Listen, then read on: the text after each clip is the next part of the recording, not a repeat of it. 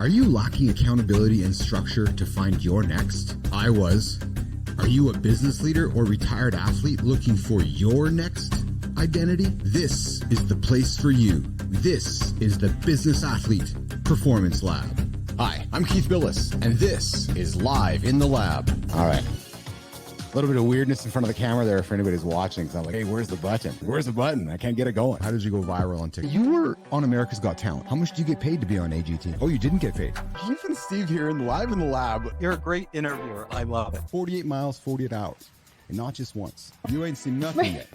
I hit 50 last night, and I'm like, yeah, things are a little different than they were 10 years ago. So trust me, things are to keep. You have no time for the BS that much of society seems to put on the table. Why is that? What you're talking about is real right now. There's just no bullshit here, but it's just real. We brought you in with some Marley. I said, Joseph, let's talk music for a second. You said, Keith, oldies, 60s, 70s, and 80s. I've never talked to a sir before. Why are you a sir? In many ways, we're the same story. I came from nothing. You came from nothing. I think the old saying goes that if you want a trophy, you climb Everest. If you want respect, you climb K2. I've built an AI myself, and it's pretty fascinating when you can have a conversation with yourself with your own knowledge. Have you done that before? Why are we rushing to make these tools if they're all they're going to do is hurt humanity? Does the world need an Oppenheimer moment with AI? What a fun show. Hey, everybody. You got Keith Bilous here. And I'm live in the lab on a Monday. Kicking off the week. Always a party. Some Ryan James Carr. Yeah. Hey, have you been catching the trailer? Been catching the hooks? Coming up this Friday. Big conversation. Dale Weiss. After the buzzer. Life after the game. If you've seen the trailer, Dale opens up. We recorded the show already. So it's going to be live in the lab this Friday. We're going to be running a special segment with Dale Weiss, digging into what it's like life after the game. And you know, I want to dig into a part of the conversation. I know some of you are going to have, oh, big professional athlete, makes millions of dollars. Oh, woe is me, cry baby. I know what you're thinking. I know you're thinking, why should I feel sorry for this guy? Why should I feel sorry for somebody who made a ton of cash? A ton of cash. Did he really? In the grand scheme of things, for all the time and effort he put in, is it really relevant? When you're talking identity loss, you're talking did something for, whether you're a business guy who's been in a certain part of your career, made a ton of cash. Oh, a lot of you business guys out there make a lot more money than most NHL guys. For sure. There's only a few guys making big bank. The rest of the guys have to pay all the bills, pay the agents, pay their taxes. They put their pants on the same way you do and I do. We idolize them. So let's just not sit here and go, oh, woe is me. Professional athletes crying. Nothing to do with professional athlete crying. Let me tell you. Professional athlete who's been one thing his whole life, and you business guy out there, I've been that guy. Your whole thing, your whole life, and you wake up going, oh, what am I doing now? Some call it a midlife crisis. Some call it, I don't know what's next. Some of you are lacking your own accountability. You've just spent the last number of years digging into the peanut butter jar, saying, I'll do it next week. I'll start next week. I'll start next Friday. Some of you guys are lacking the structure. Every day, boring. Every day, boring. Got to get the job done. You'll hear from Dale this Friday. A structured life is a boring life. With identity or not with not identity. So put all the woe is me crying for the athlete. I won't have it. We won't have it here in the lab. We won't have it here at all. We're one and the same. Athlete guys, business guys. We all, at a point in our life, in our career, are going to go through that identity loss. Hell, I just went through one here in the last number of months of my life. Stuck on yesterday. Had to really dig into the lab to really recognize what tomorrow looks like. Really honing in on all of you. We're the same. Business guys, retired athletes. We put the lab together, a place where we can belong together, a community. A consistent community that holds each other accountable. That's what's happening here in the Business Athlete Performance Lab. So before we get into the upcoming show today with Justin Breen, our guest for today, I want to show you a little clip from this Friday's episode of Live in the Lab. Check out the clip where Dale and I sit down and talk about loss of identity. So, who's Dale Weiss? Well, that's a good question. We spoke about identity, and we spoke about loss of identity. I was in the NHL for 10, and then professionally I was 13. We're looking to speak to retired athletes like yourself. We're looking to speak to business guys who are trying to get to that next stage in life. Everything in my whole life since I was 5 years old, I've identified as a hockey player. From the time I was 5 years old, my only dream was to be a hockey player.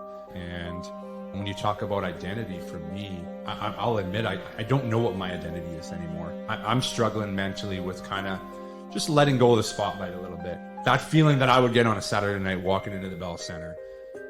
I can't imagine the emotion of going from being on stage in front of 20,000 people, and then it's all gone. I think that's something maybe I'm still struggling with, and I need to just let go. It's a raw, honest interview, and I commend Dale for being as vulnerable as he is.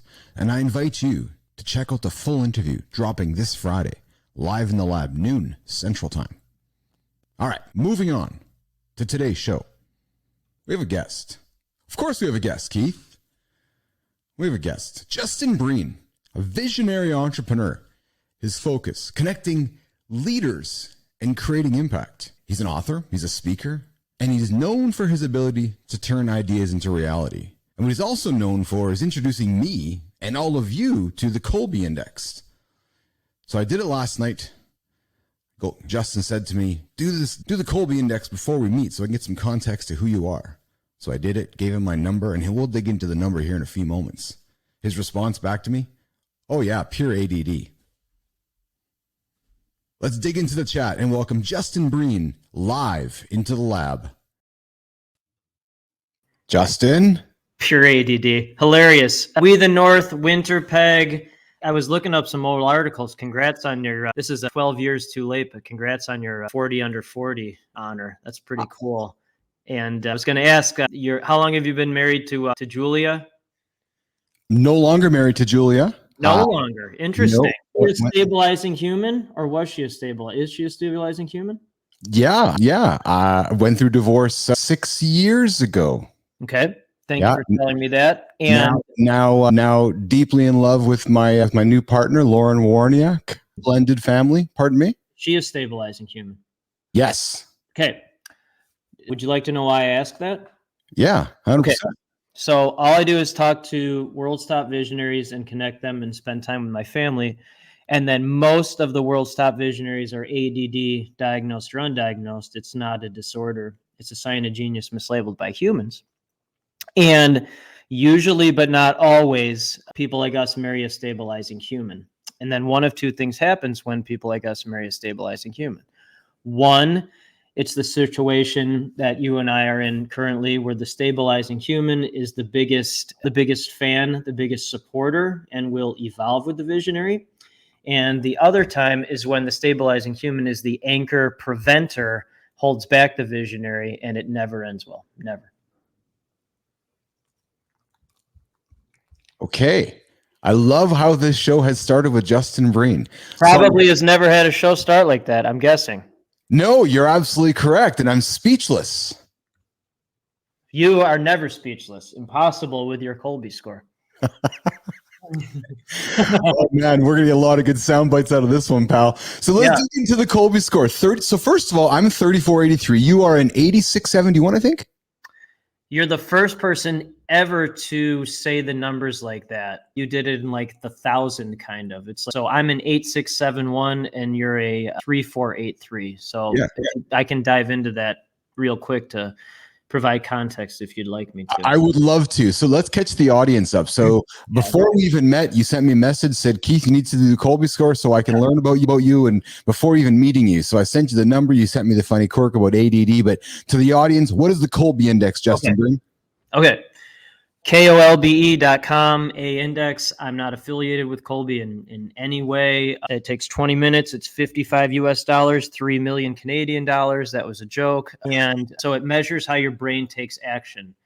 I don't care what someone's personality is. I don't care what someone does. I don't care where they live. I just want to know if they're actually going to do something. And most visionaries, not all, but most visionaries are like you, where they're very high quick start, boom, idea, shiny object.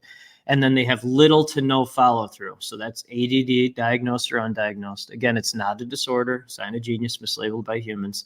And so you're an 8 quick start, 10 is the highest. A 10 quick start is 1 out of 200 humans in real world. In my world, it's like 1 out of 8 or 9.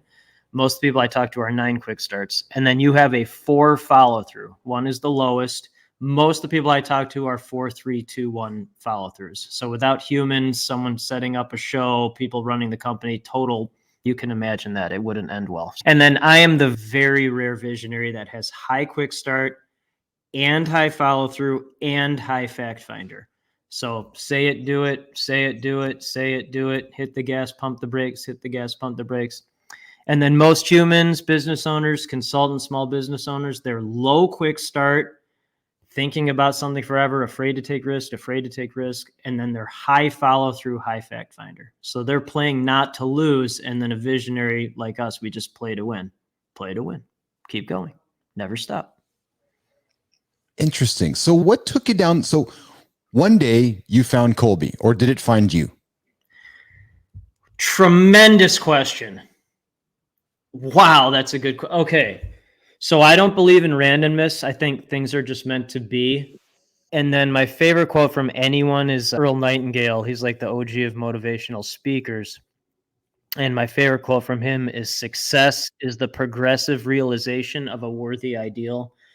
Success is the progressive realization of a worthy ideal. So my worthy ideal is connecting visionaries to serve humanity. So besides hang out with my family, I just talk to people like us and connect them. I don't really do anything else. And during that worthy ideal, to answer your question, I would say Colby found me. I've been an entrepreneur for 6 years. You're talking about your NHL interview. I used to cover the NHL. And so I've talked to top athletes and top musicians, top actors. And during this whole entrepreneur process, I've been an entrepreneur since 2017. And then the first couple of years, I was still talking to small business owners and consultants, and like $250, $500 a year US networking rooms. And I was just talking like this and was talking to one of the folks in it. And they're like, "Well, I have no idea what you're talking about at all, but the owner of my company does. So can I introduce you?" I'm like, "Okay, fine." So that person's name is Gary Klaben. He's like me. He sees the world in numbers. His employees call him Rain Man. And talking to him like this, he's like, "Oh, you need to be in this group called Strategic Coach." I'm like, "Okay." So at the time it was 10,000 a year US. It's now more than that, but good investment. He's like, "Oh, before you join, take your Colby." I'm like, "Okay." So I took it, and he saw my score. He's like, "I've never seen anyone with that score before." Because most of the people, the really top visionaries, are like your score, like a 3.483 or a 3.393. My 8.671 is just a pure unicorn score. So you found Colby found you, you guys came together, you stood at that number, and you recognized that this is meaningful to me. I now have a way that I can speak to others. I have a way to define myself. Do you have a hard time communicating with other people? Man, great simplifier. You're a great simplifier, and you're very high in intuition. Very high in intuition. So so all I do is talk to people like us. Everything's a pattern. So people like us are usually aliens within their own family, community, and verticals. The only people who understand us are top entrepreneurs in world. And so for most of my life, I was talking like this, and no one understood what I was talking about. However, again, Earl Nightingale, success is progressive realization of a worthy ideal. So you don't stop. You don't make an excuse. You just keep going. And then eventually you find the person that says, "Hey, I don't know what you're talking about, but the owner of my company does." And then the owner's like, "You're not that, you're this." So I'm like, "Okay, great." And then you keep making bigger investments. keep making bigger investments to be in smaller rooms, but the people in those rooms are making bigger impact. And then for me, that allows me to spend biggest investment in smallest room, which is my family, where I can make the most impact. And then again, success is progressive realization of where the ideal. You just create your own small room, big investment room where the people in those rooms are making the biggest impact. So it's the same formula, and it's the same progressive realization of a worthy ideal. I think I would draw an analogy to, if you're going to go rob a bank for $100, you might as well go rob the bank for $5 million. Or if you're going to go, wouldn't you? Right, exactly. So you're saying to me that if you're going to go spend time in a room talking with people, you're going to find the people that you resonate best with. It's a better bank. It is a better bank, absolutely. A better lab. So you create a better lab with better guests because they're making more impact and they're hanging out with people that are making more impact. It's a very simple formula. But again, humans, small business owners, consultants, they make excuses. They don't write the check. And we only partner with folks with 3 attributes in their mindset, because visionaries can only have 3 attributes. 1, they're visionary. They're not a business owner. They're seeing things. You are pure visionary. You can see things well before others, and your intuition's off the charts. So that's 1, just pure visionaries. 2, full abundance. For those who can see my head, abundance. No excuses, no scarcity. No, there's no scarcity. At the highest level, there's no scarcity, only abundance. And then 3, this is where the fake visionaries get trapped. A true visionary will only and always only look at things as investments, not costs. So if someone asks me, what do you cost or charge? They're not a visionary, because they're their own limiter by their own scarcity cost mindset, and then can't execute a vision without abundance and making the investment. Can't do it.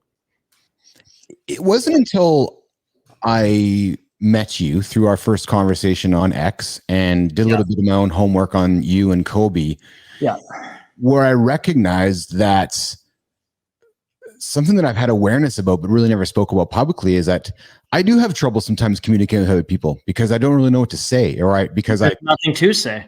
Nothing. It's a conversation into nothing. Yeah. Your intuition is about, so there are only 4 types of visionaries. Visionary is a word that it's a difficult word for me to comprehend, because visionary is a word. Isn't that word for yourself or for Elon Musk or for Bill Gates or for? Okay. So great. I'll simplify it. So I'm a pure simplifier, pattern recognizer. So humans, business owners, consultants, they care about revenue, office space, employee count, paycheck. That's fine. But they're trying to change their world there. True visionary. And a visionary can be a one person, that has nothing to do with employee count. So true visionary cares about purpose, spending time with loved ones, true connectivity. They're trying to change the world. It's a fundamental, totally fundamental difference. And the world people do not want to hang out with their world people. It's a fundamentally different conversation. So I just connect visionaries to serve humanity, because visionaries are the only ones that are going to do it. And they're the only ones that can help everyone else. What's that? Most people can't get to the NHL. The person that you interviewed, most people can't get to the NHL. And there are only 2 commonalities, only 2, with top performing athletes, actors, entrepreneurs. There are only 2. 1 is they have the same mindset, no excuses, no excuses. You never stop. You keep going. And this is the other one that I've never seen an exception to. You might, if you know an exception to this, can you let me know? Because you've interviewed a lot of great people and a lot of top athletes. But I have not met one of those people. Not one. And I was a journalist for 20 years. I haven't met one that didn't have at least one person genuinely care about and or believe in them. So that could be like a parent or grandparent, aunt, uncle, a teacher, a coach, a mentor. It would be really fascinating to me if a pure visionary or top athlete had, or whatever that is, a top entrepreneur, got to that level without anyone believing in them. That would be unbelievable to me. But maybe someone. I haven't met anyone yet. I don't know of anyone yet. No, I don't know of anyone. Justin, what do you say to the person listening to this, or just jumping in and who have just met Justin? Who's this arrogant schmuck? Nope, wrong. I don't talk. Okay, so a visionary would never say that. No, a visionary would recognize confidence, not so arrogance. Arrogant people think they're great at everything. I'm basically useless to society besides hanging out with my family and then connecting visionaries. I don't know how to hold a pencil. I certainly can't manage anyone. Terrible. I'm terrible. I can barely put on a bike helmet, can't do a puzzle. I'm just confident at two things. And that confidence attracts other confident people and repels arrogant people. So I wouldn't say anything to them. There's nothing to say. Oh, I love it. We can keep talking because you've just given me the confidence to say what's something I have felt but never really been knowing how to express it. But I believe I am a visionary. I believe I can see things in front of people that they're not thinking about. Right. You're a very high intuit, high IQ. Very high intuit, high IQ, just the way you ask the questions and simplified it. You're definitely a simplifier. And then you've had lots of humans helping you. And if the whole world was like us, it'd be a complete disaster. And then again, usually people like us marry stabilizing humans. And then it works when the stabilizing human is the biggest supporter fan. My wife is a very high IQ pediatrician. And then she's phasing out of that. She's the COO of second company because she's evolved. She's evolved. That's when it works, is when you grow together. When the stabilizing human holds the visionary back, because the visionary is they're not going to stop. They can't stop being, it's impossible. You can't turn your brain off. Most people can, people like us, and there's no turning it off. You're either born like this or you're not. But people like us, we're just very damaged with very high IQ, EQ. Very damaged, very high IQ, EQ. We're very damaged, Justin. Let's talk about damage. This is a place where we're vulnerable. How are you damaged? Sure. So I'll give you even though I'm low in context, I'll give you the context behind that. And then I'll explain from a personal level, because if you're not a litmus test for people you serve, that's hypocrisy. So it's hypocrisy. And that's not selfish or arrogant. It's just being a litmus test for people you serve. So there are 4 things. All I do is talk to people like us all day. And there are 4 things that I see that are common. 1, bankruptcy or potential bankruptcy. 2, depression. 3, highest level of anxiety you can imagine. 4, likely and or possible traumatic experiences as a child or young adult. So for humans, business owners, consultants, those are excuses. For people like us, okay, figure it out. That's the fuel. Almost everyone I talk to is at least 3 of those 4 things, including me. Knock on wood, I've never had to worry about bankruptcy or potential bankruptcy. The really successful ones, if you quote unquote successful ones, they're usually all 4. And then they have the highest IQ, the highest EQ, the most hustle, and they use that to create whatever they create out of those 4 things. Most damaged people with best coping skills. That's what a true entrepreneur visionary is. And I'm not talking about the silver spoon. That's a totally different, fundamentally different discussion. And then I talk to 1 to 2 folks every single week that have let entrepreneur life destroy their family life or prevented them from having a family. So that's not a good idea. And I would never do that. Yeah, that's. I had somebody reach out to me after one of our interviews and say, "Hey, you've been through divorce," and his question for me was, I think I'm going to be leaving the girl that I'm dating right now because she's not really supportive of the commitment that is going to be required to grow my business. That's the answer. It's not going to work. I already answered. So that's what I mean. If you know the answer, here's the answer, and then that's the answer. And then you find the answer by continuing to talk to the same type of visionary, because success is progressive realization of worthy ideal. So when you connect visionaries to serve humanity and you just talk to visionaries and connect them, you see the same patterns over and over. And the really interesting thing is, I'm 46 now, 46. The interesting thing is when the worthy ideal and you start to create your own patterns. That's what's super interesting. Like, you recognize the patterns and then you take those and you create your own patterns with them, or your own companies with them, or your own evolved purpose with it. And I think that's what's really exciting. But it takes time to do that, and you can't. It's not a one-hit wonder. You have to keep doing it. You have to continue to realize that every single day. I call that awareness. I'm really glad you raised that, Justin. So I hit 51 this year, and over the last few weeks here, as I continue to find myself here in this rebranded version of this next version of myself, I feel like I'm hitting my stride. I'm on my way. Realization. It's exactly to have this awareness, this new refound confidence, and this maturity in my age where you somewhat care less. Right. 100%. Why I went like that. I'll tell you why I responded like that. My father was 61 when I was born. 61. Yeah. My mom was 27. So a big difference. And my father was a World War II hero, shot down multiple times in combat, many times without a parachute, and you just get back into a plane. So that's what a visionary can do. You can do that. Okay, get shot down, whatever. I talk most of my life to people who don't know what I'm talking about. That's getting shot down without a parachute. You just get back into another plane. You keep doing it. You keep doing it. And then being with someone, my dad died when I was 13. So I was raised by someone with very high level wisdom who had survived World War I, Spanish flu, the Great Depression. He wasn't killed in World War II. He met my mom after a drunk driver hit him head on, and the drunk driver was killed. And my dad broke every bone in his body and survived. And he woke up. He thought he was dead. And my mom was an angel, but it was my mom who was his nurse. So that's how they met. I don't believe in randomness. Things are just meant to be. Things are meant to be. And then, so I was raised with someone with that type of wisdom and age who understands what life actually is. And he frankly didn't give a bleep. He didn't care. So like that obviously rubbed off on me. And then chapter 1 of the Epic Life book behind me is The Cream Rises to the Top, which is something my dad said every day that he was alive. And so that's what a visionary is, or an NHL player, or top actor. It's the cream that rises to the top. That's what it is. So we only partner with the cream that rises to the top, or the ones that will do whatever it takes. No excuses. Is there a consistent number, Justin, that always rises to the top?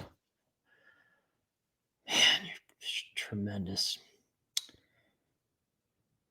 You're very high IQ and EQ. These are not compliments, by the way. It's just like, I'm going to need a bigger overlay because the head's not going to fit in this little box here if you keep talking the way you got a Taidomi. Get a Taidomi helmet. You'll be fine. Yeah. See?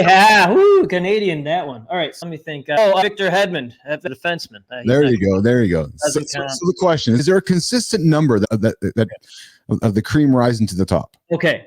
So now, you would get, if you ask someone else this, you'd get a different answer, which makes sense. But I'll tell you what I mean by the cream that rises to the top in my world, because frankly, my world is my family and visionaries. I don't think about anything else. So I would venture to say we partner with maybe 1 out of 1,000 humans have those 3 attributes in their mindset: visionary, abundance, investment. Only 1 out of 1,000. And so most people, because they live in scarcity, they think that's a small number. They don't live in abundance. But if there are 8 billion or so people, 1 out of 1,000 is 8 million. 8 million. So I connect the 8 million, and then they help the 8 billion. But I would say, to directly answer your question, it's, I think, 1 out of 1,000. And it's probably a little less than that, but at the folks that I talk to, it's probably 1 out of 1,000. Justin, structure and accountability are key attributes of a business athlete. Yes. How do those key attributes resonate with the Kolbe Index?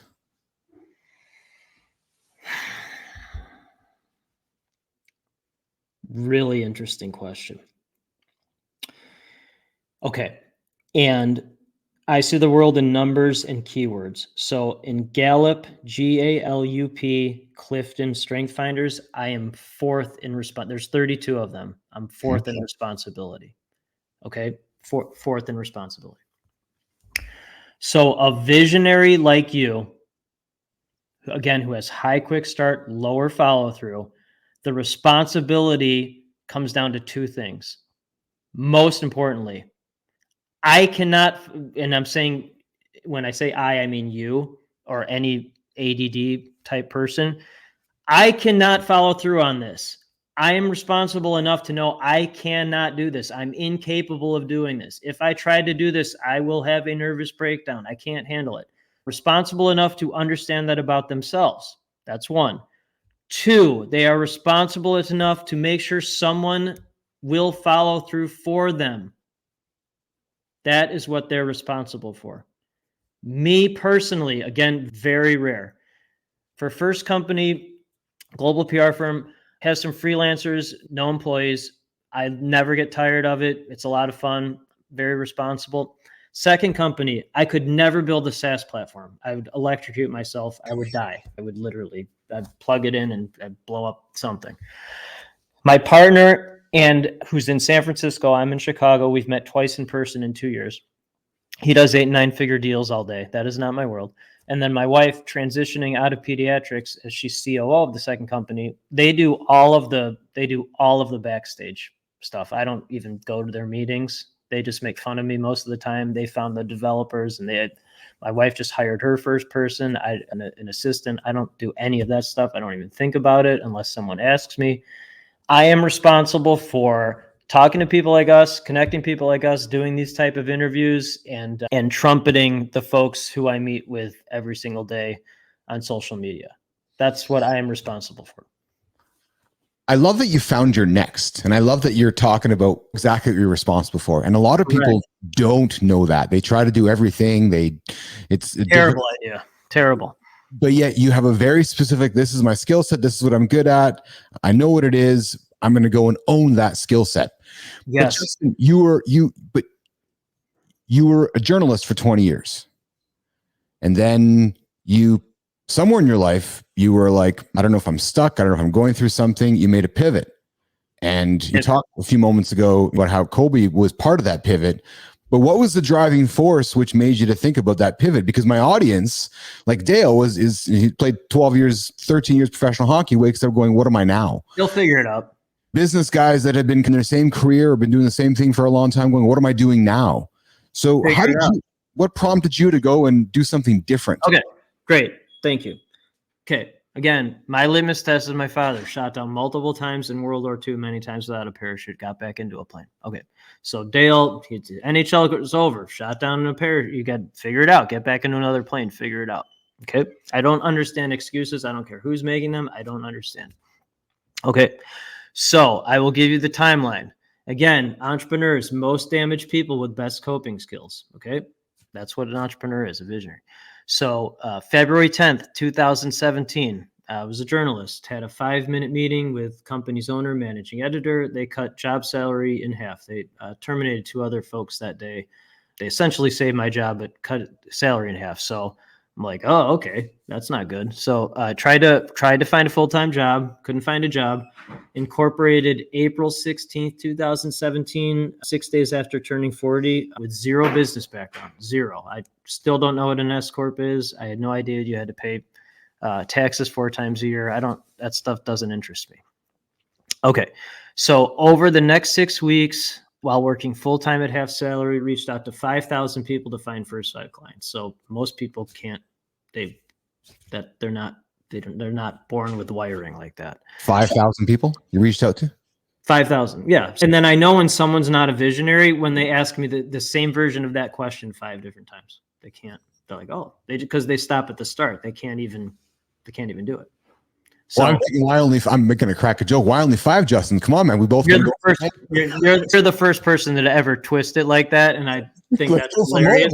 Let's go. Like, why are we stopping at 5? You want to know what? So I ran out of time, Keith. Here's the other thing that's really interesting. It was probably more than 5,000. I bet. At the time I had, I want to really think about this because what you said, this is how I learn in real time. This is why I never prepare for interviews because this is how you learn in real time. At the time, I had like 35,000 followers on social media.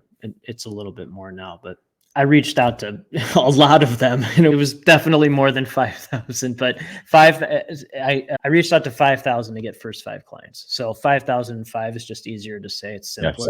Yes. Okay. But yes, it probably was more than 5,000. Got 5th client on June 1st, resigned June 2nd, and then at the time, he was the top media columnist in the Midwest, Robert Feeder. He's since retired. That's the only time you'll ever hear me say that word, but he R-worded. And he did a story. I'd started my own firm. So that was just to start the first company.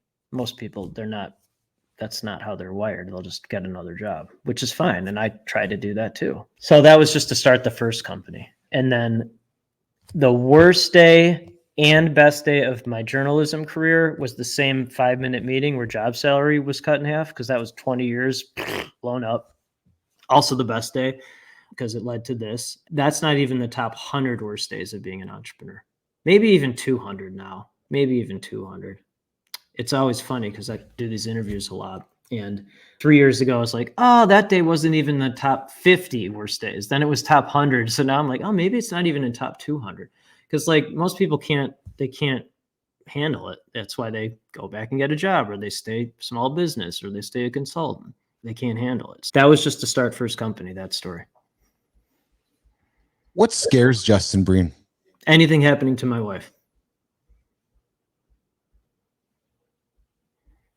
Without a pause. I love it. I love it. And I love the fact that you talk about your purpose. It's very clear to you that family is, I can't even pause before Justin Breen and family. It's all one and the same to you, isn't it? Yes. Yes. Yeah. Yeah. Let's go to your books, Epic Business and Epic Life. Talk about the transformational ideas within them. Thank you. My wife taught me how to say thank you. She's a kind, loving, harmony pediatrician. So she taught me how to do that. So thank you for asking that. Epic Business came out in 2020, right in the middle of COVID. First company, I didn't have a second company then, but for first company's 30-month anniversary in 2019, I posted 30 things I had learned from top entrepreneurs on planet to create a global company that only partners with visionaries with zero business background. And I still don't know very much about business. I don't really care about it. So I posted that in 2019. They're like, oh, you need to write a book on that. I'm like, okay. So wrote a book. And again, that's about how to build a company with zero business background. So I think a lot of people want to do that, but they don't understand what it actually means. And then I'm very grateful that Chris Voss, who wrote Never Split the Difference, that's one of the top business books in the last 20 years. He did the forward for that one. Very thankful for that. And then the second book, Epic Life, very grateful. It was on the Wall Street Journal and USA Today bestseller list. That was a great honor. And Dr. Peter Diamandis, he's one of the top entrepreneurs on the planet. Very grateful. He did the forward. That came out late last year. And all I do is talk to people like us, and so top visionaries on planet. And I talk to 1 to 2 every week that have let entrepreneurial life destroy their family life or prevented them from having a family or anything meaningful. So Epic Life is about how to build collaborative global companies while putting your loved ones first. So I know that's what people like us want. They just don't know how to do it because they're so damaged. And then they use the coping skills to create all this stuff, and then they torch their family in the process. So that's why I wrote that one. Justin, a lot of people want to be entrepreneurs. A lot of people want to be in the NHL too. So when they do their Colby index number and it gives you a score that is indicative of them not being a successful entrepreneur, do you tell them to look in the mirror and reconsider? What I say, so I have said things like that. What I have learned is, again, confident people know they're great at something and terrible at almost everything. So I have learned that my weaknesses, which there are many, endless, ask my wife, but the weaknesses are an opportunity to find a collaborative strength. I'll tell you what that means. And then I'll tell you what it means in my world, what it means with Colby, if it's helpful. It is, because you asked the question. Okay, so I am dead last in empathy and strength finders, and second to last in includer, third to last in ideation. There's 34 of them. So dead last in empathy, second to last in includer, third to last in ideation, and fourth to last in harmony. Okay, so fourth to last. Okay, so my partner for second company, he's competition 1, maximizer 2, empathy 3. Empathy. I mean, I can't even, for people like us, I have endless empathy. I just don't understand excuses. Mark Fujiwara, he's empathetic, feels everyone's feelings. It's amazing to me. So for me, it's collaborative empathy. My wife, again, COO of second company. And we're very grateful. We're about to be named one of top 5 masterminds on planet. Very grateful for that. Nothing I did. I'm just being like this, and then right people, right? Okay, so my wife is harmony That's even more confusing to me than empathy. And that harmony, relator, achiever. So I'm 31 out of 34 in harmony. She's collaborative harmony. She is achiever third. I am activator, maximizer, achiever. So she and I are both high achievers, but she does it with hugs and kisses and I don't know, whatever that stuff. Okay. So with your question, when someone has not the typical visionary Colby, so that would be like someone like my wife, who's a COO. She's lower quick start, higher follow through. And I hate using the word advice. I don't even like saying it, but find a collaborative strength for that. Find someone who will be like, hey, get going with this. Stop overthinking it. Actually do something. So someone with the atypical visionary score can partner with and that's even true in my case, because my partner's a 9 quick start. His quick start's higher than yours. I'm a 7. And then he's full backstage. So he'll take the company places I've never even thought of because he's a bigger visionary than I am. I just want it to work, which it does. So just find a collaborative strength. Justin, you mentioned, so going from collaborative strength to real-time learning. You told me at the beginning of the show that you like real-time learning, and then about a few moments ago, you like this idea of real-time learning, and so do I. Oh, I can tell, yeah. Because why do you like real-time learning, and what is it to you that is so stimulating? What is it? So you want to learn about why I like to learn this way. That's really interesting. You're double real-time learning. You compounded it. I'm curious because so I'll share with you while you're considering it. Real-time learning to me is just putting myself out there because I'm going to do this anyways. I'm going to record the show anyways. And I said, so when Roland and I put this thing together, he's like, hey, we're going to record. I'm like, let's go live. He's like, live. He goes, well, why live? I go, why not? Let's just do it live. Why wouldn't you do that? And if we fall on our face, we fall on our face. We inspire others along the way, and we show others that they can go live. I opened this with asking you who I thought was your wife, and you divorced her. But whatever, figure it out. It doesn't. That's pretty funny. I apologize to your long-term, newest long-term relationship, but that's a perfect example of it, right? Because to me, to answer your question, like you can study all this crap, but if you don't actually apply it or learn it in real time, who gives a shit? Honestly, who cares?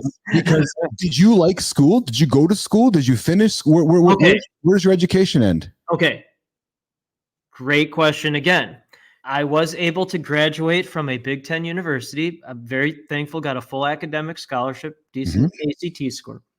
There are 4 types of visionaries. ADD. Can't tell you how many folks like that they put in special education classroom, just gave them a hall pass, get out of the school. Again, dyslexic. A lot of the people I talk to can barely read. Only because you asked, I mentioned I graduated, but most people I talk to barely graduated college. Some didn't graduate high school. That has nothing to do with anything. And then school, most of the time, incredibly bored out of my mind because I didn't really care about any of that stuff. And then I'll double down on that. I'm grateful our kids go to a human school. They have a lot of great friends and they're learning how to read and write. It's fine. It's great. But at parent-teacher conferences, my wife says she says 3 words to me. Don't say anything. So I just sit there and smile, nod. Oh, your kid's kind of impulsive, raising their hands. They do things the different ways than other children. Okay, thank you. And then when they leave school, and I'm glad they're there. I am. It's a great school. But then we talk about bending time and IQ and visionary stuff and longevity and living to 200 years and AI and all that. So it's a good balance. But no, I can't tell you how many visionaries I talked to that were like, they never even talk about what college they went to, let alone what high school. So it's pretty funny. Justin, you've mentioned and you've used the word human throughout this entire conversation. Unlike most people who speak normally and regularly, nobody refers to a human as a human. It's funny because I do. It's funny because I actually do use the word human in my lexicon, but you're using it. And why is it that you call out specifically the word human? Because people like us are usually aliens. Expand upon that.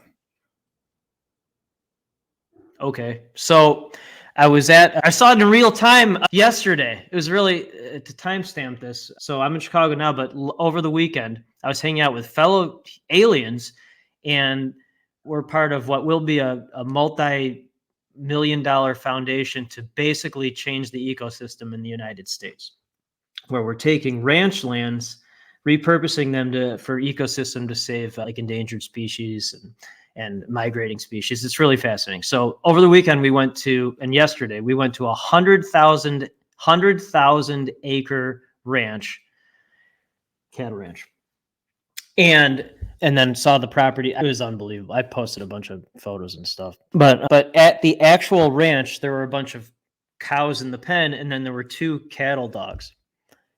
And Dr. Doug Brackman, he wrote the book Driven. It's like the definitive book on ADD. I was on his show, and we were talking about this. He's a great guy. Also, he's an 8 quick start like you. He's a 2 follow through. So we were talking about the human brain is like a farmer brain.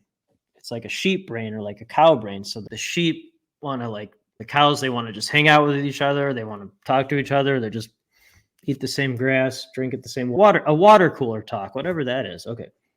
And then I was watching the cattle dogs yesterday because I saw it and I'm like, oh man, this is so cool to actually really see this.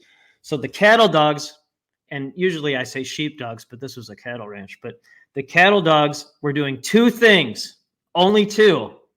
And this is what a visionary or an alien like us, this is our entire responsibility. 1, keep the cows in line. 2, push them forward. That's it. So I was watching these dogs circling around the cattle. If one got out of the way, push them back, push them forward. So that's what a visionary is. It's a hunter brain. It's a hunter brain. It is a hunter brain. Yeah. As AI and large language models, Justin, tend to continue to infiltrate society and come upon us.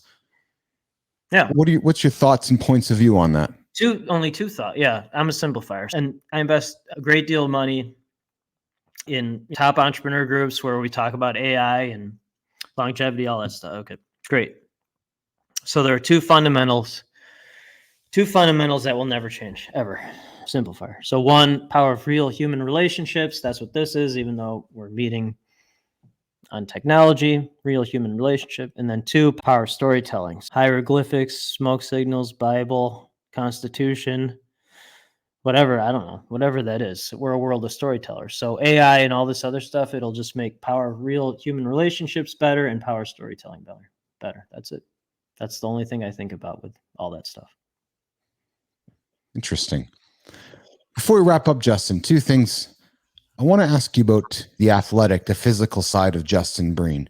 Mm-hmm. To be a successful entrepreneur, to take care of yourself and to take care of yourself so you can take care of your family forever, you need to do something within your own mirror. What is it that Justin does to take care of himself and his own machine on a daily basis? Okay. So for the last 20 years, I've run outside 6 days a week, no matter the weather condition. We live in Chicago, 3 to 5 miles. It used to be longer, now between 3 and 5 miles a day, every day except Sunday. And then listen to shows like this while I run. So it's not as cold as Winnipeg. No, nothing's as cold as Winnipeg. The Mars isn't as cold as Winnipeg. Pluto is hot compared to Winnipeg. Yeah, I'm always amazed that there's a city in Winnipeg. Like it's a stopping ground on the way west, but it's fascinating to people. Okay, but anyway, that refuels the brain, the lungs, muscles, everything.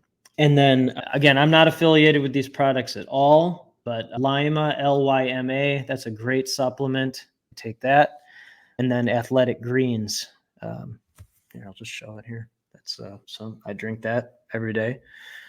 And that's really important to take care of myself. And then our 11-year-old son, he's a pure maniac. Maniac's a compliment. His top 5 kilometer time is 20 minutes, 38 seconds. So he did that when he was 10. So most adults would never be able to do that. And he's just a machine. He's just a running machine. So it'll be very interesting to see what he does with that. Has your 11-year-old done the Colby yet? He's a 2296 maniac, and the 9-year-old is a 3297 maniac. Those scores are pioneer, and they're two things. They're unemployable, purely unemployable. But remember, success is progressive realization of worthy ideals. So Right. my sons are worthy ideals. So progressive realization. So they'll either be intrapreneurs or entrepreneurs. They can't. And then they're already bigger visionaries than I am. So that's very exciting. Are there any tips or anything you want to put on the table for the audience that I may not have asked you about? Anything you want to plug, put out there? Anything about the books? Any of the projects you're working on? I know that you have a really unique network that you've built for humanity and to connect leaders. Is there anything you want to put out there, Justin, that I may not have asked about that it's important to you that the audience hears about? You're great. I think about the Winnipeg Jets and how they came back there, and then the owner, who has long wavy hair. From what I just remember him when they had the whiteout. This is a couple of years ago. You remind me of him. Just that guy's a pure. I don't know his name. He's a pure visionary. David Thompson. Yeah, you remind me of him. Because it takes someone like that to bring a team back like that, and then the community can celebrate. I just remember him from one of the first time they were back in the playoffs. I'm sure they lost that game and then like I focus on the people like that, and then they bring the hockey team back, and then they're the Brepic Network company. That's just a room full of people like that who want to change the world like that.